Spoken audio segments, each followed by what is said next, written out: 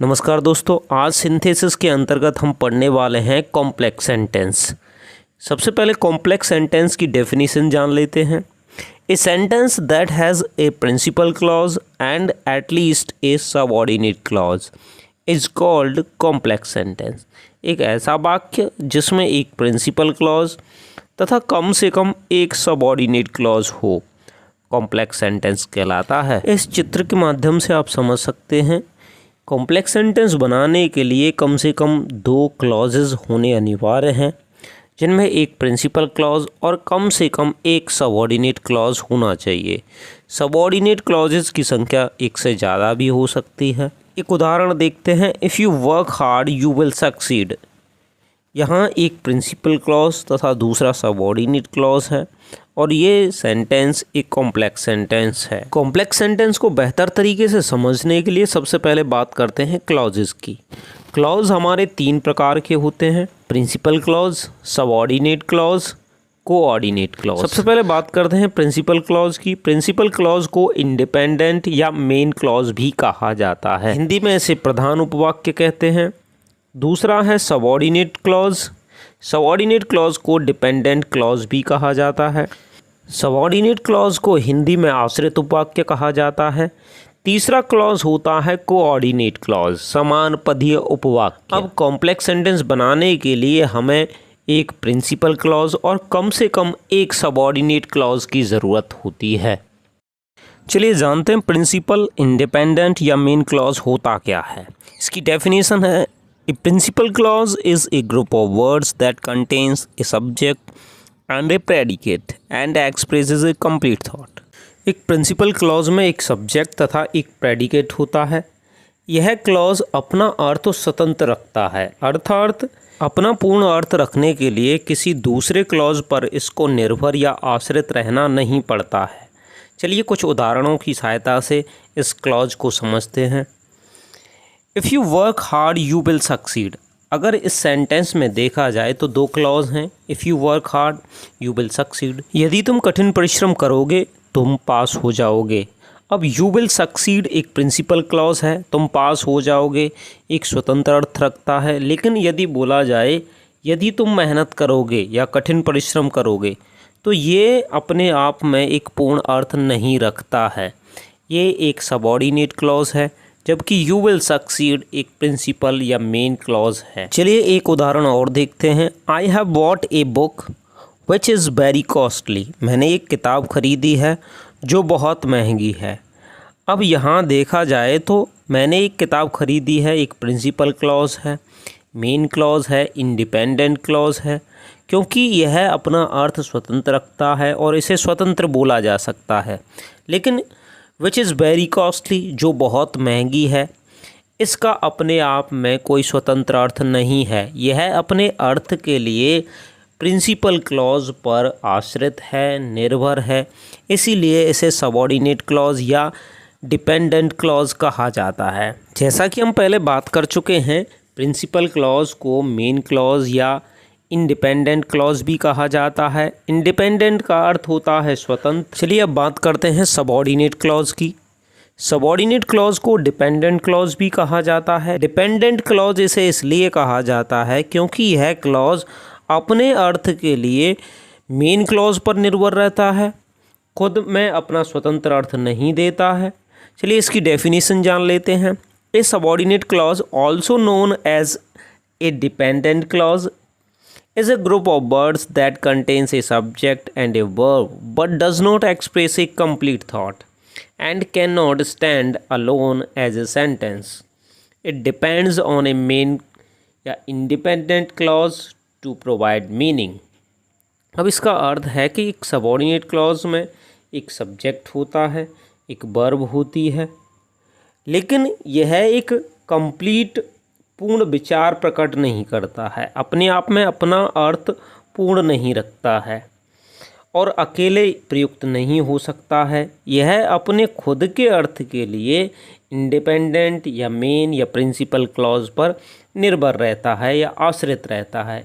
इसी कारण इसे डिपेंडेंट, आश्रित या निर्भर क्लॉज कहा जाता है। चलिए इस क्लॉज के कुछ उदाहरण देखते हैं। Although she is rich she is not content, अमीर है फिर भी वह संतुष्ट नहीं है, वह संतुष्ट नहीं है। यह एक मेन क्लॉज है और इसे अकेला स्वतंत्र बोला जा सकता है, लेकिन हालांकि वह अमीर है, यह एक सबऑर्डिनेट क्लॉज है, डिपेंडेंट क्लॉज है, इसका अपने आप में कोई पूर्ण अर्थ नहीं है।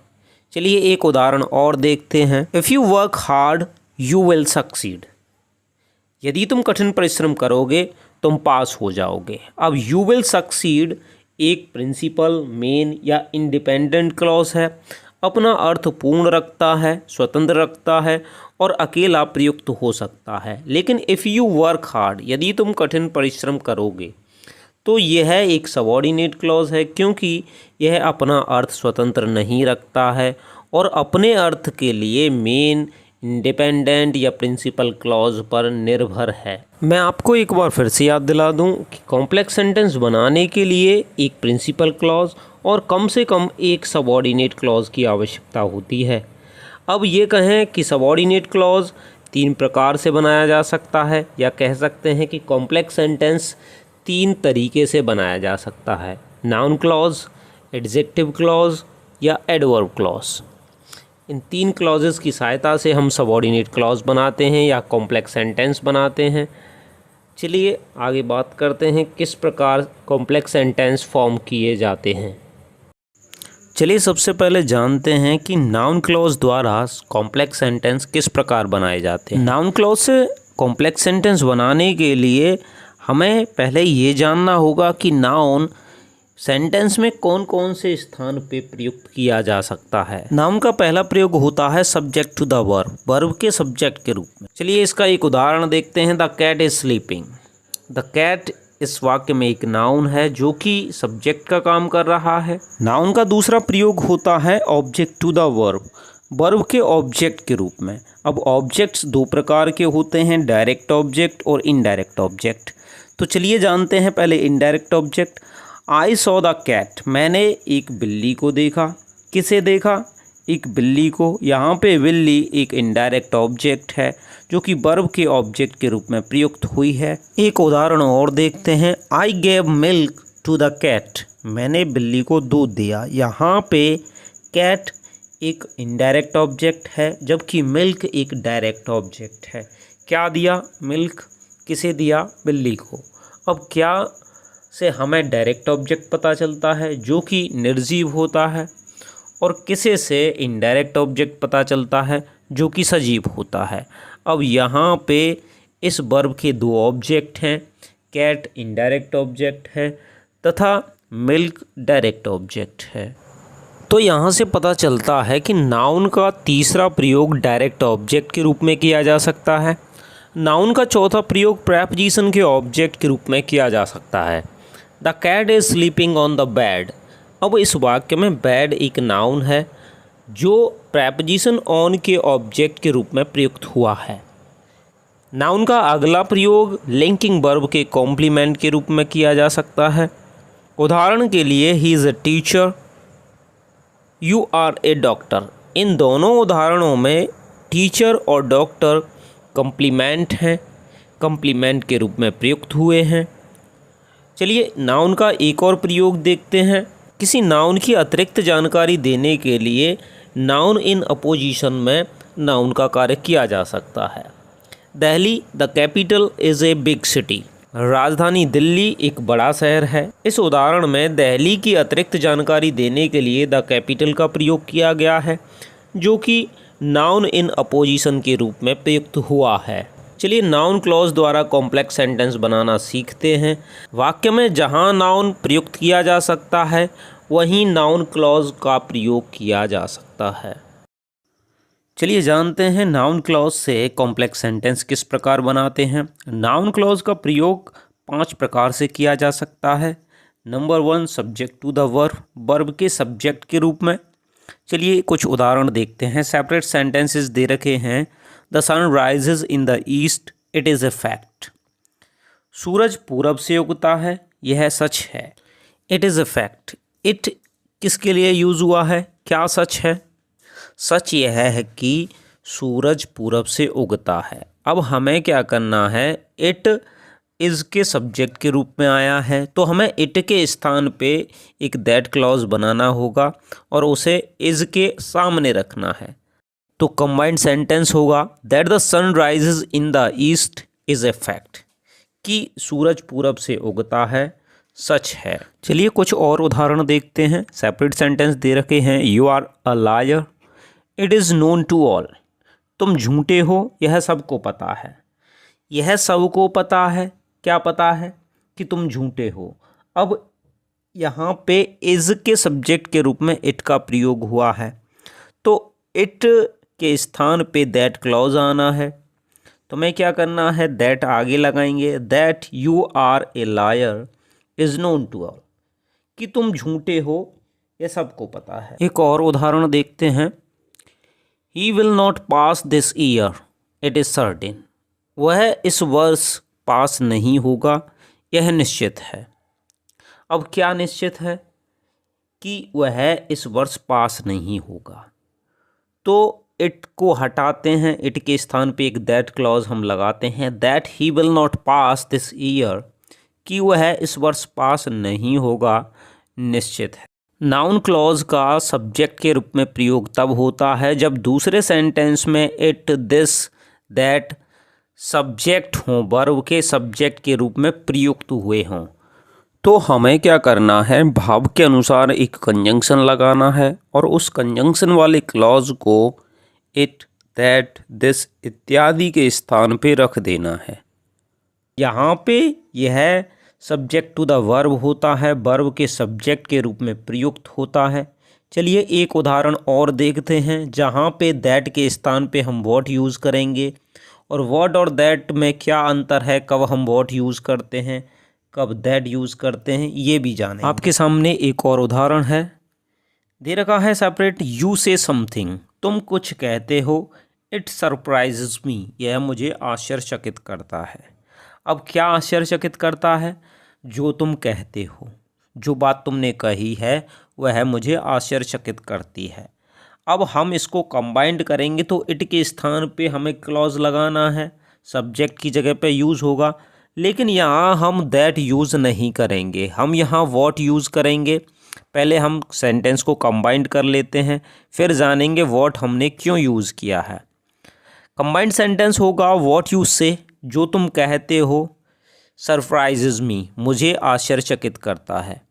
चलिए इसी पैटर्न का एक और उदाहरण देखते हैं। उदाहरण है, यू से सो, इट इज़ नॉट करेक्ट, तुम ऐसा कहते हो यह सही नहीं है।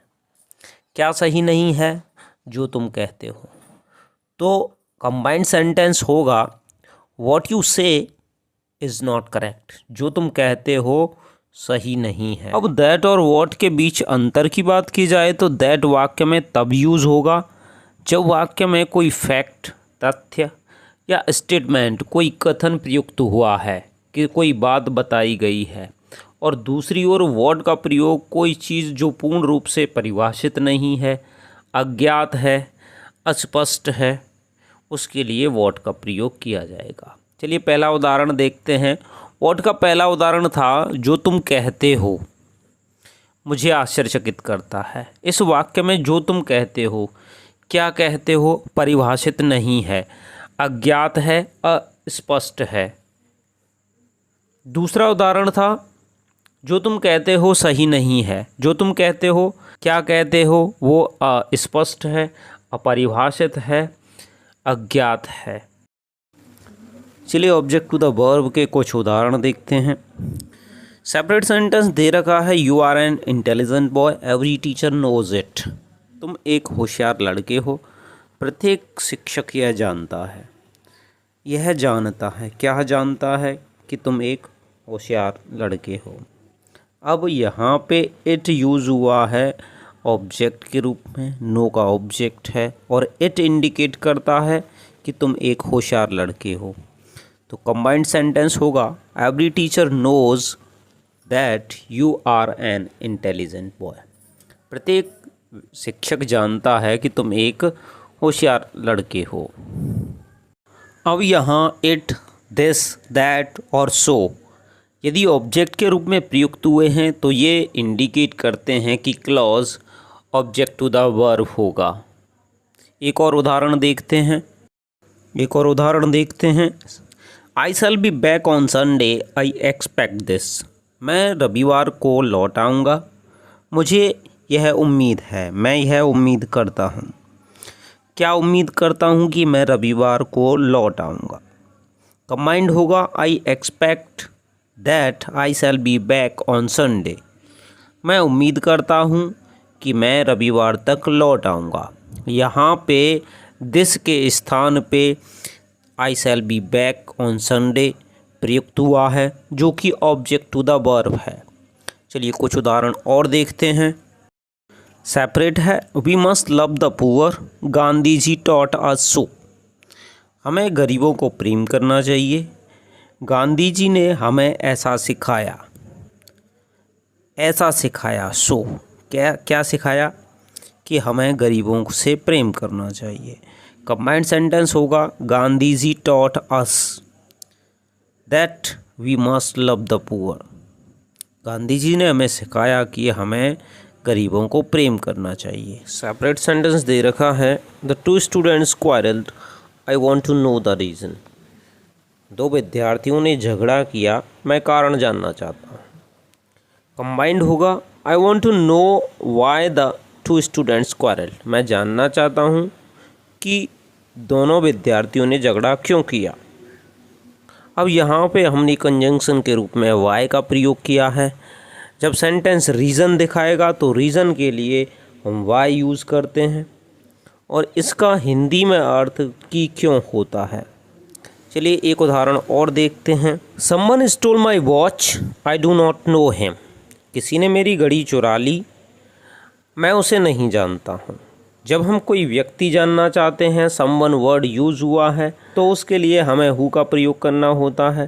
कंबाइंड सेंटेंस होगा I do not know who stole my watch. मैं नहीं जानता हूँ किसने मेरी घड़ी चुराई। अगला उदाहरण है, ही has gone somewhere, I do not know the place. वह कहीं चला गया है, मैं वह स्थान नहीं जानता हूँ। अब यहाँ बात हुई है स्थान की, समवेयर यूज़ हुआ है, तो यहाँ पे हम वेयर वर्ड यूज़ करेंगे। कंबाइंड सेंटेंस होगा आई डू नॉट नो, मैं नहीं जानता हूँ, वेयर ही हैज़ गॉन, कि वह कहाँ चला गया है। जब वाक्य में किसी इंट्रोगेटिव सेंटेंस जो यस या नो का उत्तर देता है का प्रयोग होता है, या वाक्य अनिश्चितता को दर्शाता है कि ऐसा हो भी सकता है और नहीं भी हो सकता है, तो वाक्य में वेदर का प्रयोग उचित रहता है। हम यहाँ इफ़ का प्रयोग भी कर सकते हैं। चलिए कुछ उदाहरण देखते हैं। Will he come, I do not no. क्या वह आएगा, मैं नहीं जानता हूँ। अब यहाँ अनिश्चितता है, आएगा या नहीं। कंबाइंड सेंटेंस होगा I do not know whether he will come, या वेदर के स्थान पे इफ़ का प्रयोग भी कर सकते हैं। चलिए एक उदाहरण और देखते हैं। सेपरेट सेंटेंस है, she may be innocent, I do not know. वह निर्दोष हो सकती है, मैं नहीं जानता हूँ। अब यहाँ दोनों विकल्प हैं, हो सकती है और नहीं भी, इसलिए इसे कंबाइंड करते समय हम वेदर का प्रयोग करेंगे। कंबाइंड सेंटेंस होगा I do not know whether C is innocent. अब यहाँ पे मे या माइट वर्ड यूज़ हुआ है, जो ये इंडिकेट करता है कि दोनों संभावनाएं हो सकती हैं, इसलिए यहाँ पे हम वेदर का प्रयोग कर रहे हैं। और कंबाइंड करते समय मे या माइट को हटा देते हैं, उसके स्थान पे उचित मे के स्थान पे इज़ आर एम किसी बी वर्ब का प्रयोग करते हैं। चलिए कुछ और उदाहरण देखते हैं जिनमें किसी WH वर्ड का प्रयोग हुआ हो। सेपरेट सेंटेंस है, where has he gone, do you know. वह कहाँ गया है, क्या तुम जानते हो। इसे कंबाइंड करते समय हमें क्या करना है, जो WH वर्ड दिया है उसे कंजंक्शन बना देना है और सेंटेंस को अफर्मेटिव की फॉर्मेशन देनी है। तो कंबाइंड सेंटेंस होगा do you know where he has gone. क्या तुम जानते हो कि वह कहाँ गया है। अब यहाँ पे where he has gone object to the verb noun clause है। चलिए एक और उदाहरण देखते हैं। सेपरेट सेंटेंस है when will the school open, we do not know. School कब खुलेगा हम नहीं जानते हैं। तो कंबाइंड सेंटेंस होगा we do not know when the school will open. यदि वाक्य में किसी WH वर्ड का प्रयोग हुआ है तो उस WH वर्ड को कंजंक्शन बनाने के बाद असर्टिव सेंटेंस की फॉर्मेशन का प्रयोग किया जाता है, अर्थात कंजंक्शन के बाद सब्जेक्ट, फिर ऑक्सिलरी वर्ब, वर्ब और ऑब्जेक्ट, इस फॉर्मेशन का प्रयोग किया जाता है। चलिए अब बात करते हैं जब नाउन क्लॉज प्रेपोजिशन के ऑब्जेक्ट के रूप में प्रयुक्त होता है। प्रेपोजिशन के ऑब्जेक्ट के रूप में क्लॉज का प्रयोग तब होता है जब वाक्य में किसी प्रेपोजिशन का प्रयोग होता है और उसके बाद इट, दैट, दिस इत्यादि शब्द प्रयुक्त होते हैं। चलिए कुछ उदाहरण देखते हैं। सेपरेट सेंटेंस है I told you that yesterday, मैंने तुम्हें वह कल बताया। You must rely on it, तुम्हें उस पर भरोसा करना चाहिए। कंबाइंड सेंटेंस होगा you must rely on what I told you yesterday, जो मैंने तुम्हें कल बताया उस पर तुम्हें भरोसा करना चाहिए। चलिए एक उदाहरण और देखते हैं। Mister Singh said something, I do not agree to it. Mister Singh ने कुछ कहा, मैं उससे सहमत नहीं हूँ। तो कंबाइंड सेंटेंस होगा I do not agree to what mister Singh said, मैं उससे सहमत नहीं हूँ जो मिस्टर सिंह ने कहा। चलिए इसका एक उदाहरण और देखते हैं। सेपरेट सेंटेंस है आई से समथिंग, लिसन टू इट, मैं कुछ कहता हूँ उसे सुनो। तो लिसन टू व्हाट आई से, उसे सुनो जो मैं कहता हूँ। अब किस कंजंक्शन का प्रयोग कब किया जाना है यह वीडियो के अंत में हम बात करेंगे। चलिए अब बात करते हैं केस इन अपोजिशन का प्रयोग कर कॉम्प्लेक्स सेंटेंस किस प्रकार बनाया जाता है। जब दो नाउन या दो फ्रेज एक ही बात की ओर संकेत करें तो वह नाउन इन अपोजिशन होता है। चलिए कुछ उदाहरण देखते हैं। Gandhi ji was shot dead, the news spread all over the country like a wild fire. Gandhi ji की गोली मारकर हत्या कर दी गई, खबर पूरे देश में जंगली आग की तरह फैल गई। अब इसे कंबाइंड करेंगे।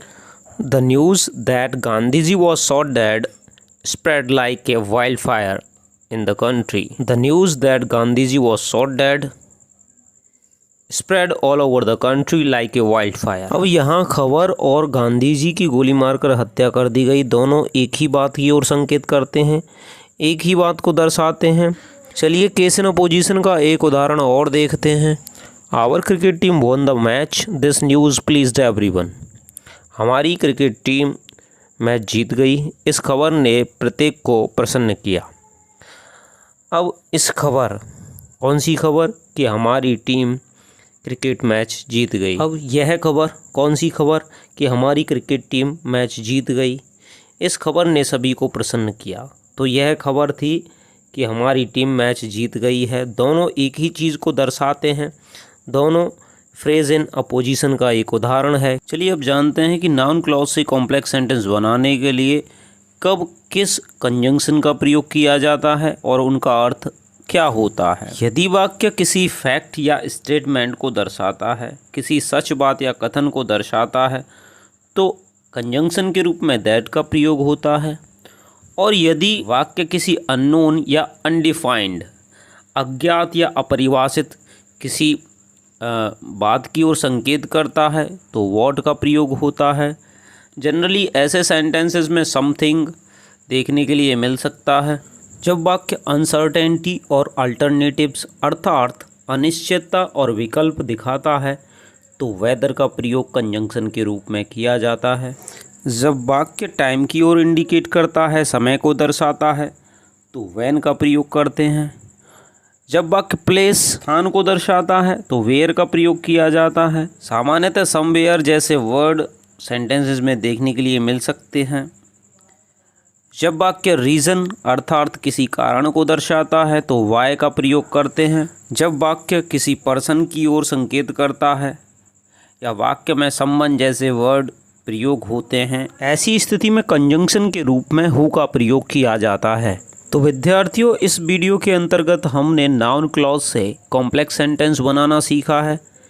इसके बाद एडजेक्टिव क्लॉज से कॉम्प्लेक्स सेंटेंस बनाना सीखेंगे। चलिए मिलते हैं अगले वीडियो में। धन्यवाद।